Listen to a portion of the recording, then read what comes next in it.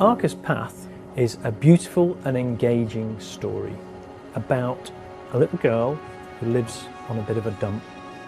She finds this mask and it takes her to some very amazing places. In this virtual world, in the mask, you are downloading this girl's consciousness into this ball and trying to discover the world. You are trying to navigate puzzles and figure out the best ways to get through. So ARCA'S Path was inspired by a lot of the classic ball physics rolling games like Marble Madness and Spin Dizzy.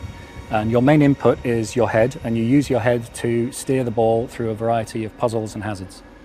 The simplicity of control of just using your head means it's very engaging, very gettable, and you really focus on moving forward. You can navigate this full 3D landscape and platforms just by looking around.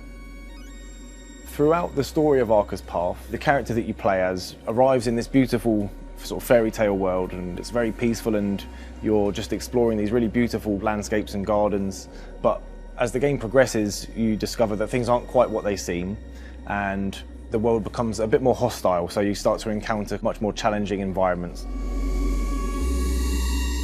The world crumbles around you, it becomes more broken, it becomes more glitched, and because of that, the world becomes more difficult as well. So you can have kind of physical obstacles of things breaking underneath you, or kind of having to choose different paths and seeing which one you can navigate best. So we're trying to create a range of different emotions in ARCA'S Path. There are certain levels that are very relaxing, beautiful gardens that are fun to explore at a slow pace. Later on, there's some environments that are quite intimidating and some very hazardous gameplay that you need to overcome. So we really want the world of ARCA'S Path to feel enticing and kind of mysterious. We want the player, when they're rolling through, even on the kind of quiet, not particularly challenging sections, we want there to be loads for the player to look at. And then later on, when things get a little bit darker, we want the player to feel that kind of slightly chaotic, oppressive computer simulation going a bit haywire. So you get a range of emotions throughout the game. The way I feel when I'm playing ARCA'S Path is relaxed, engaged, and wanting to know what's going to happen next. I do find it a great piece of escapism with a little bit of challenge, but also a great story that I want to find out the ending to.